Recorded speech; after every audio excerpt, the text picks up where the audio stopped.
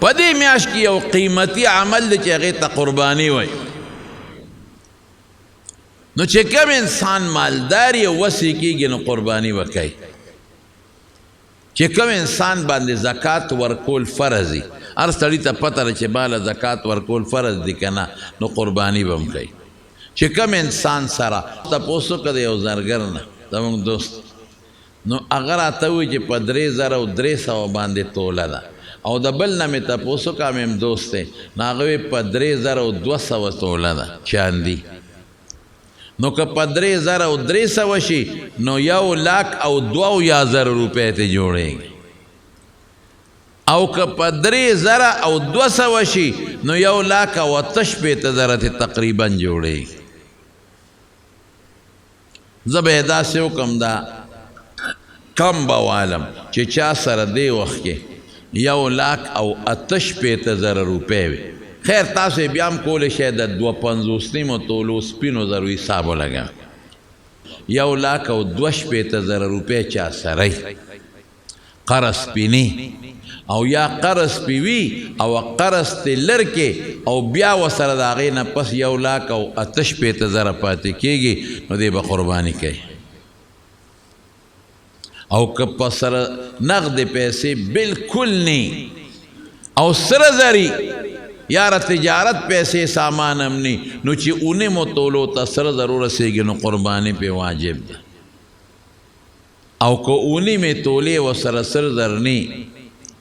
کمی دی ورسره، 1-2 تولې دي ورسره، نو وګوره چې د سره نغد پیسې شته او که نشته، یاره تجارت سامان ورسره شته که نشته. نو که نغد پیسې ورسره وي او یا د دکان او هغې کې د تجارت سامانو، نو اغدا دی بیا دا سره دی بیا قیمت کی قیمت فروخت بلګی چې دی وخت کې پسو خرڅېږي، قیمت خرید نه. زرګر نه تپوس به وکړي چې ما سره 2 تولې کالي د دې وخت کې څو پیسې کوي، نو د هغه کالي قیمت او چې کومې نغدې ورسره دي هغه دا به یو ځای کړي او جمع به یې کړي، یا د هغې کالي قیمت او چې د دکان کمې پیسې یا تجارت به یو ځای کړي، نو چې 1,08,000 ته ورسي قرباني به کوي، که د دې نه کمې قرباني به نه کوي. د یو سړي 2 کوره دي، یو کې دی په خپله اوسېږي او یو یې دی له اغوښتې دی چې د بچو به مې پکار شي، یا خرڅ به یې کړم پراپرټۍ له یې اغوښتې دی، یا پراپرټۍ له نه دی له اغوښتې دی چې دا سبا پې بچو له کور جوړ کړم، یا پیسې مې بندې کړې پې ده پروت بی، نو که د هغه دویم کور قیمت 1,08,000 ته ورسېد نو قرباني پې واجبه ده، او که د هغې نه کم او بیا پې نشته. یو سړي سره د ضرورت نه زیات سامان دی، ضرورت دا دی چې د زمیندار قلبه شوه، سنډا شو، د چیلی شوه، د پیو غوا د پیو میخه د پیو شوه، یا یو سړي سره موټر دی د خپل ځان د استعمال دپاره، یا است یا اوښتې دا به ترې وباسئ،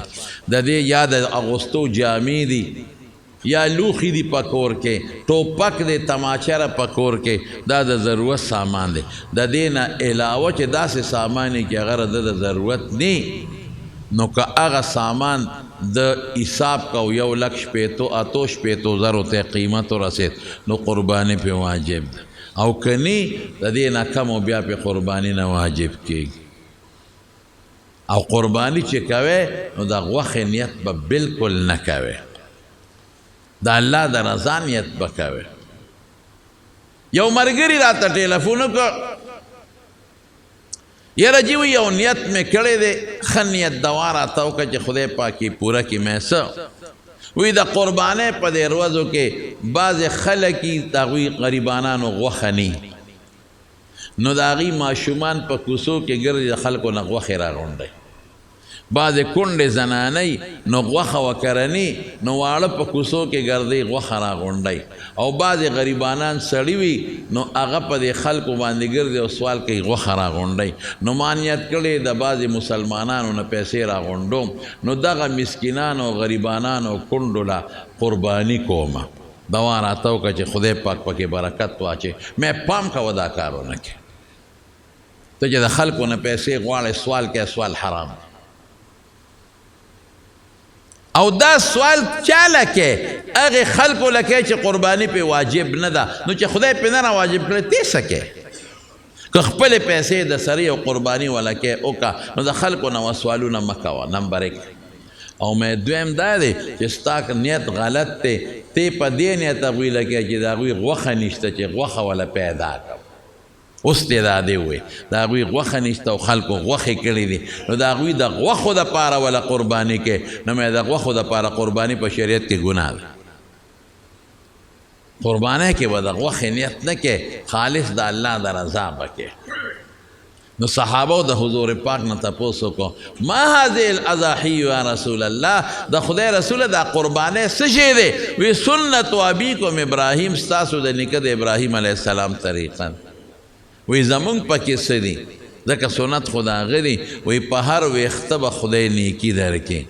او د ګټ په هرې وړی به دله خدای نیکي درکړي. او حضور پاک فرمایي چې د قربانۍ پر ورځ د قربانۍ د څاروي وینه لا ځمکې ته نه رسېدلې چې د خدای په دربار کې قبول